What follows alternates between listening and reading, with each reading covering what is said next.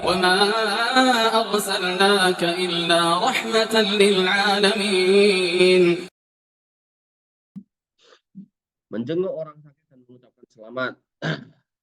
Imam Al-Bukhari menyebutkan dalam kitab Al-Janaiz dari Anas radhiyallahu anhu, dia berkata, karena gulamun Yahudiyun yahkumu Nabi Shallallahu Alaihi Wasallam, dulu ada laki-laki anak muda yang bantu Nabi SAW, orang Yahudi.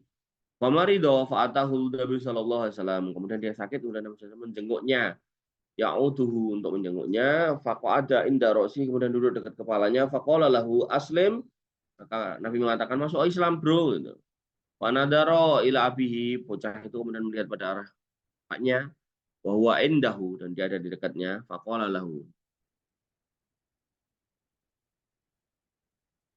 Bapaknya mengatakan pada anak itu, ati abal Qasim, kamu ikut aja apa yang dikatakan Abu Qasim. Qasim itu Nabi SAW. Fakharaja Nabi SAW, kemudian Nabi SAW keluar dari tempat itu, wa huwa yaqul, kemudian beliau bersabda, alhamdulillahilladzi anqadahu minan nar. Kalau puji bagi Allah Subhanahu wa taala telah menyelamatkan anak muda tadi itu dari api. Imam Bukhari meriwayatkan dari kisah Abu Thalib ketika sakaratul maut, Nabi SAW mengunjunginya dan menawarkan Islam kepada Abu Thalib pamannya. Kemudian Ibnu Battal menyatakan menjenguk orang kafir yang sakit disyaratkan apabila diharapkan akan menerima untuk masuk Islam. Jadi kamu kalau nengokin orang kafir itu kalau bisa diracuni dalam artian untuk masuk Islam, dirayu supaya masuk. Pak, ini udah sakit keras gitu kan, kemungkinan besar ya 15 gitu. Ada lah. Pokoknya pakai bahasa-bahasa yang bisa dipahami dia. Jangan kasar. Masuk Islam enggak sambil bawa golok. Boleh.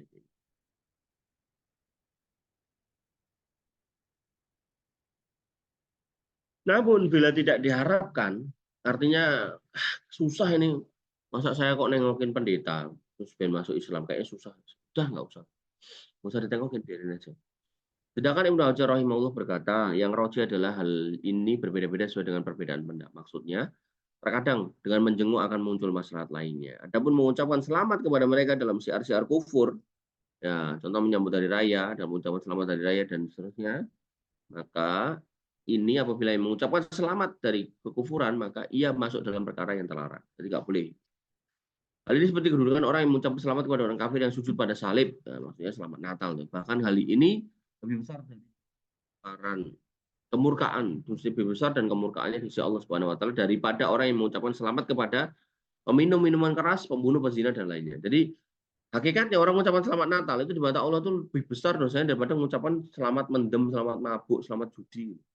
Karena mabuk, judi dan seterusnya itu masih dosa besar, tapi kalau udah akidah itu dosa yang paling besar.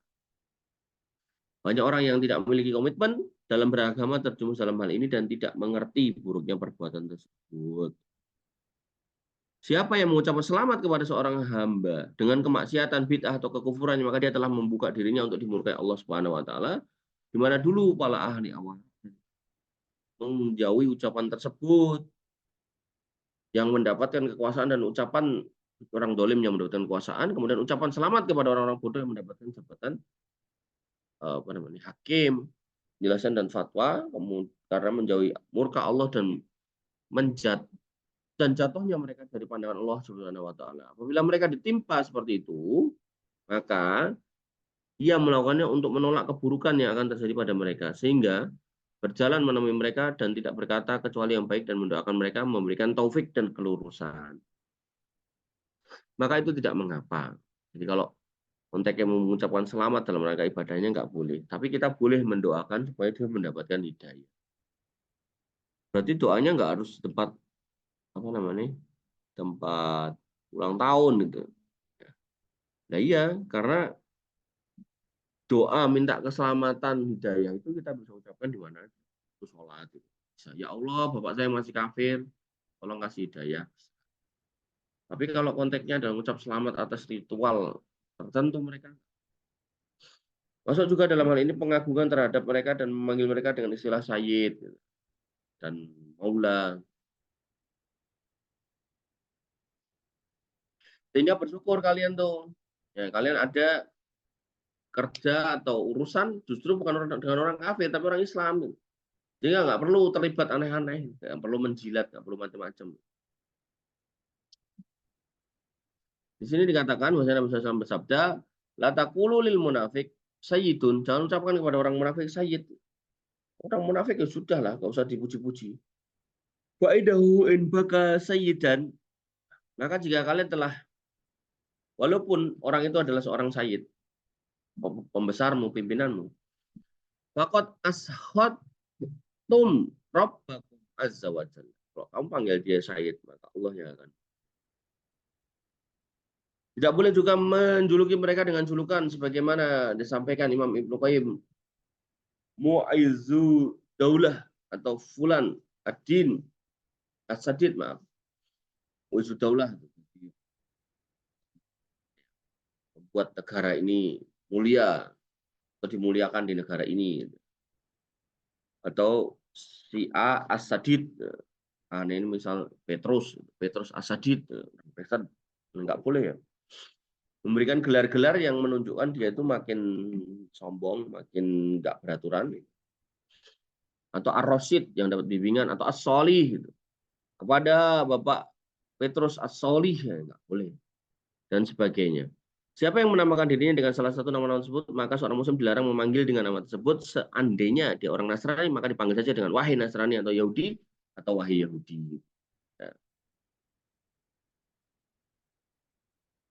Kemudian Ibnu Qayyim rahimahullah berkata lagi, adapun sekarang ya, saat ini sungguh aku mendapati zaman orang-orang tersebut non-muslim muncul di berbagai majelis terdepan, disambut dengan berdiri dan cium tangan, serta menempati jabatan, mengatur gaji para tentara dengan harta kekayaannya. Apabila ini adalah ucapan Imam Qayyim yang wafat pada tahun 751 Hijriah, maka hendaknya seorang muslim melihat zaman itu dengan kumpulan buih yang banyaknya bagaikan buih banjir. Mereka menisbatkan diri kepada Islam padahal mereka mengikuti musuh Allah dalam segala urusan, baik yang kecil maupun besar, hingga seandainya musuh Islam tersebut masuk ke dalam lubang kadal gurun, tentulah mereka masuk mengikutinya. Bukan sekedar mengekor pada mereka semata, bahkan mengekor dengan segala ketakjuban dan kebanggaan pada mereka, tidaklah terjadi secara secara spontan, tapi kemudian dipenuhi dengan ucapan selamat dari segala penjuru, maka itu tidak diperbolehkan. Wallahu ta'ala alam. Baik, ini yang bisa kita sampaikan atau kita diskusikan. Kurang lebih saya mohon maaf. Saya cukupkan dari rasa sampai di sini. Alafuminkum subhanakallahumma bihamdika asyhadu an la ilaha illa anta astaghfiruka wa atubu ilaik. Assalamualaikum warahmatullahi wabarakatuh.